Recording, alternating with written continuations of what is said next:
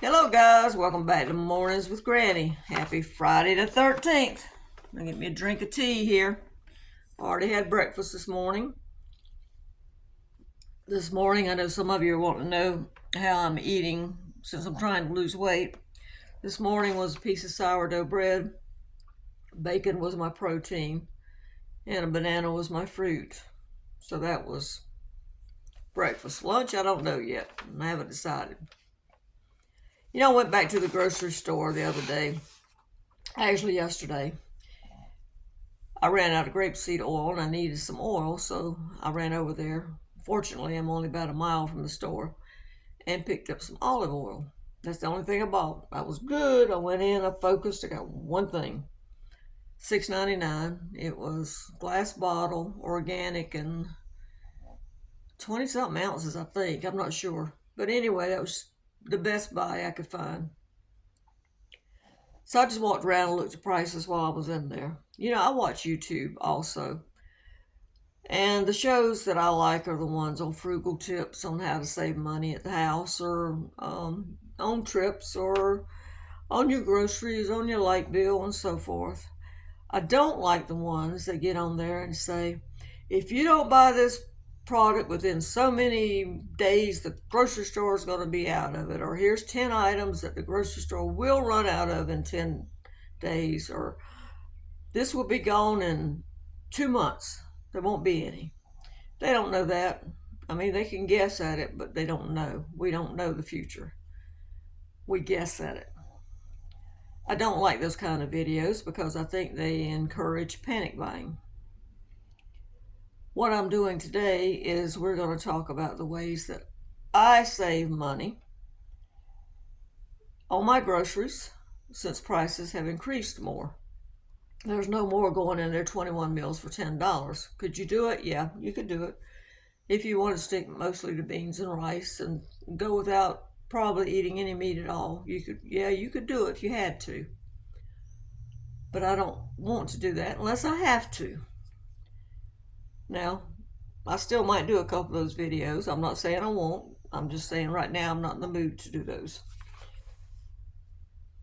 Well, when you go in the grocery store, you check the prices, and it's like, I don't drink that many sodas, but it's like canned drinks used to in the summertime. I can remember getting the store brands not that long ago for 99 cents a case.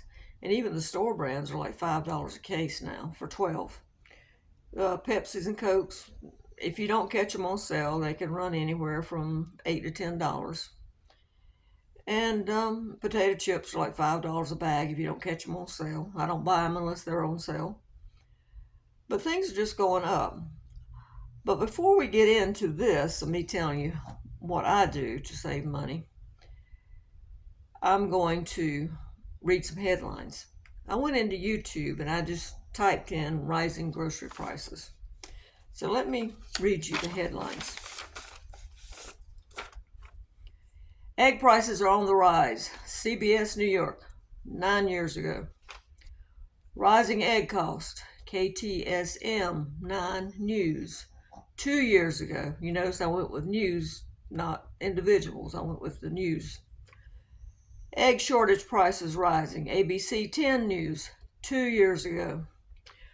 Restaurant owners feeling the pinch as egg prices continue to dramatically rise, paying 43 cents an egg, which is $5.16 a dozen, because of the avian bird flu. This is CBS Pittsburgh, 2 years ago. Why have egg prices tripled in the last year? ABC News, 2 years. Prices at Publix were $5.79 for 12 eggs, $8.50 for 18 eggs. Okay? Grocery prices rising. ABC News, 3 years ago. Rising grocery prices. NBC4, Columbus, 4 years ago. Rising food costs forcing a nationwide price hike. 14 years ago, CBS News. My point is, have you ever had anyone tell you, when you start cleaning out your closet, for example, and you say, oh, this is out of style, and they say, keep it, keep it. It'll be back in style. Of course, I'll wear what I want to. It doesn't matter to me. Fashion cycles around. So do food prices. Now this year we seem to be hit with a little bit increase in more items. But this has been going on for years. I mean, one year it might be eggs, one year it might be meat, one year it might be dairy. Remember the no toilet paper? Remember the year we had a time when we couldn't get gas. North Carolina was worse than South Carolina. It was hard getting gas to put in the car, um, which affects food prices too. So it cycles around. Don't blame it on this person or that person because it's been doing this for years. There's no point in blaming anybody. What we need to do is we need to figure out how to get around it and deal with our household. So these aren't in any order. These are just things that I do. If I can find my list here. I wanted to tell you that first because I want you to realize that, these things have been going on for years. All you got to do is just type it in. It comes up and goes way back. All right, one thing, don't go to stores much. I have a habit of doing that because I only live about a mile from the store. Like yesterday, I didn't have any more grapeseed oil, olive oil, or anything like that. All I had was vegetable oil and I didn't want to use it, so I went and got some olive oil because I keep forgetting to buy it. Because I don't buy it that often. I don't use that much oil. So I don't buy it. In fact, let me tell you the story on the grapeseed oil. I went to refill my bottle, and the bottle I had, since I don't use very much oil, was from 2023 and it had went rancid. So I had to go get some oil. That's how little oil I use.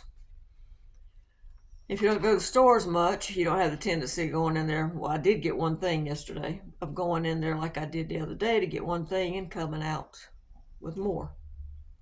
And the one thing I went in to get, the green beans, no matter how long I cooked those things, they were still tough. I had to throw them in the trash. So we didn't get to eat them. And that was the one thing I went for. But anyway, getting back. You save on gas and wear and tear on your car when you don't go to the stores much also. And we all know this. Check your pantry, check your freezer, check your fridge. What's the point of having it if you're not going to eat it? I know someone that stocked up during the pandemic, and instead of cycling that food through, it's still sitting there. Still sitting there. She still buys $400 or $500 worth of groceries every month. And I'm saying, but you've got 50 pounds of beans out there and 50 pounds of rice out there and whatever, but it's just sitting there in case of an emergency. Well, it's not going to be any good by the time you finally get to an emergency. I mean, some of it will, but some of it won't. I mean, she's got a freezer full of stuff. You need to eat it. Quit buying stuff, eat it. Okay. Shop your pantry, fridge, and freezer. Make more homemade products. And by that, I mean like Tales from an Empty Nest has really good videos on how to make your own macaroni and cheese, rice-a-roni, gravy mixes, and other things. So check out Tammy over there. She's got some really good recipes. I'm going to be trying her rice-a-roni recipe, and I'll do a video on it. My daughter said she loves rice-a-roni, so I thought, well, I'll make her some then. So make your homemade products, and that also includes your cleaning products.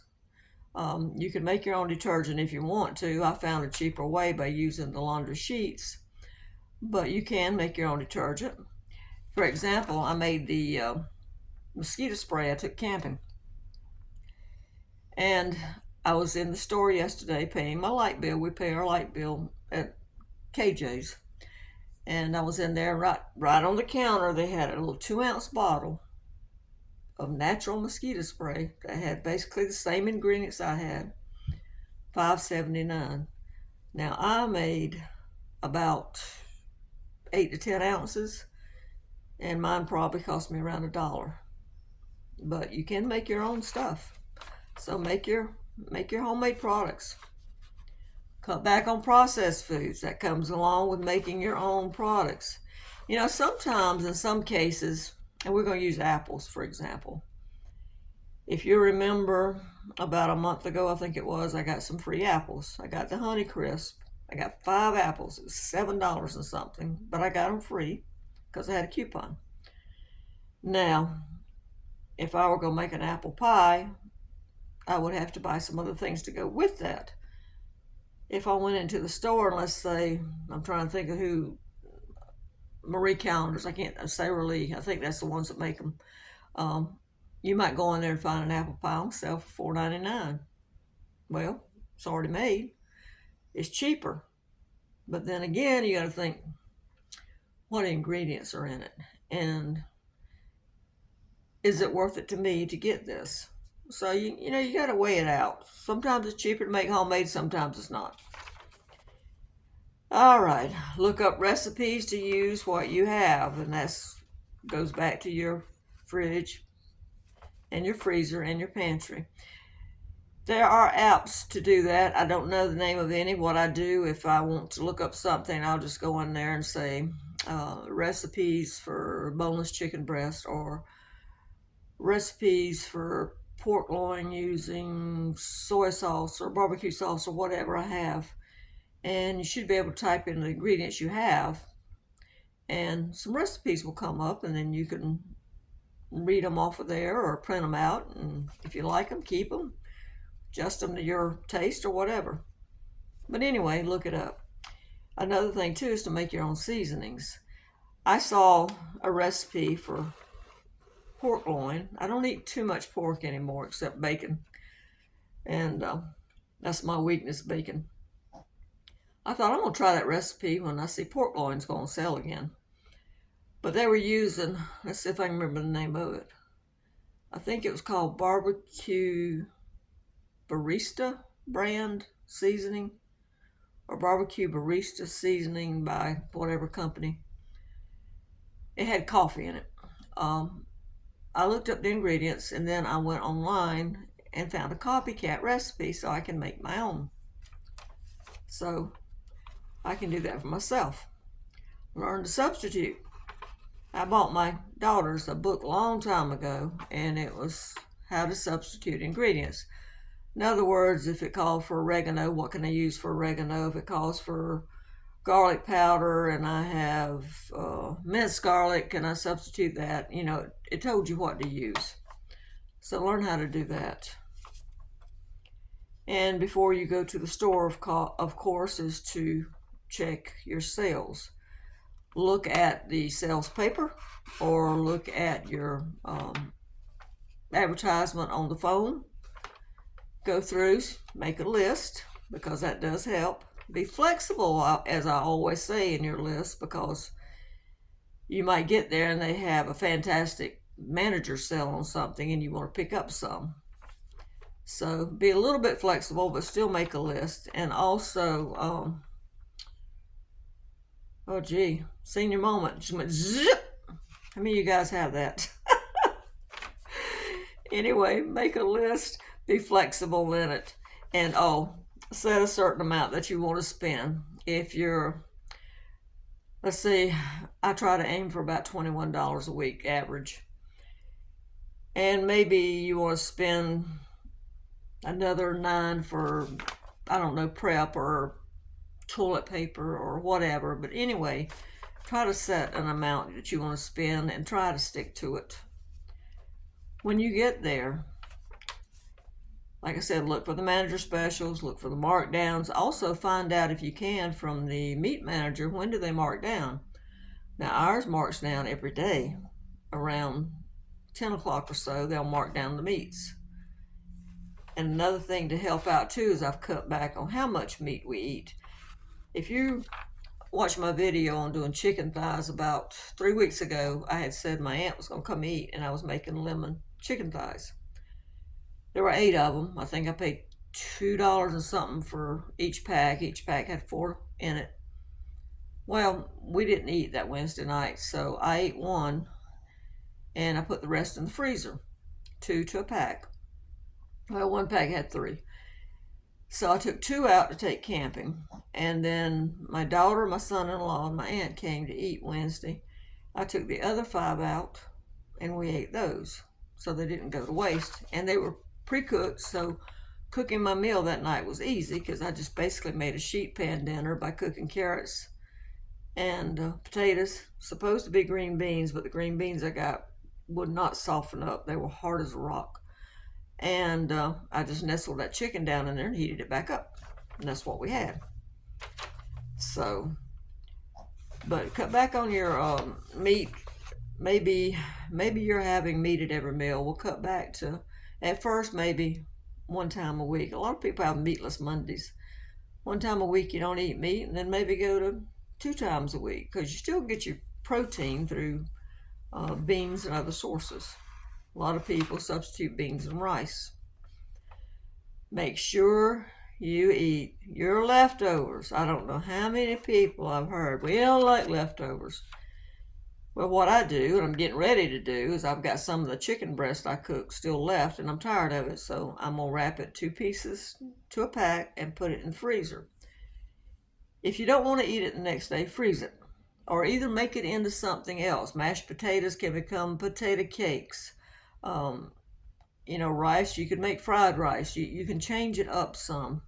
But eat your leftovers. Food costs too much just to throw it away. Like I said, freeze it for later. If there's somebody in your family that doesn't particularly like the dish, I put mine in little 1-cup servings. That's just enough for me. And then if someone comes to eat with me, I just pull out 2, that's all. Yeah, that's 2, not that. But anyway, eat your leftovers. Whether you eat them now or you eat them a month from now, eat them, and don't get them pushed back to the back of the freezer, which we've all done, and they get ruined because they get freezer burn. Also, to save on energy and to have meals ready so I'm not tempted to run by something, when you cook extras. So in other words, if you're going to make a lasagna, make an extra one, put it in the freezer. You're going to make mac and cheese, make an extra one, put it in the freezer. You're going to make spaghetti, extra, put it in the freezer. And that way, when you're tired, you don't feel like cooking, you can remember, oh yeah, I got that in the freezer, and just pull it out the night before, get home, heat it up. And take advantage of your crock pots and your Instapots, because you put something in it when you get home from work, you're tired, you put something in it, even frozen, and go upstairs or downstairs or wherever you change at, take a shower, change, get relaxed. The time you get through, most of the time your meal's done. All right, let's see if I got anything else on here. And one thing I had to learn too is to go with store brands, because some of the store brands are equal to or better than the name brands. So I try to look at store brands, and there are some things store brand I just do not like, and I won't get them. And I also had to learn to put things in my cart, because I walk in the store and I get hit with something immediately, oh boy, I gotta have that. Put it in your cart, whether you're physically in the store or virtually in the store.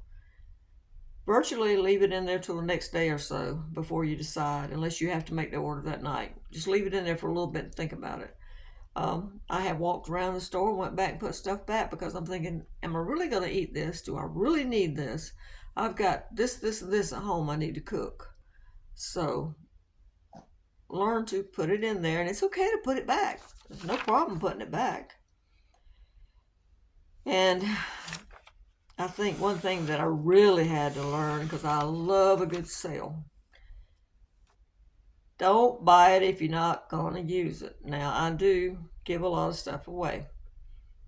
If I see something on sale, even though I don't eat it and I know my aunt or my daughter or my grandchild eats it, I'll get it.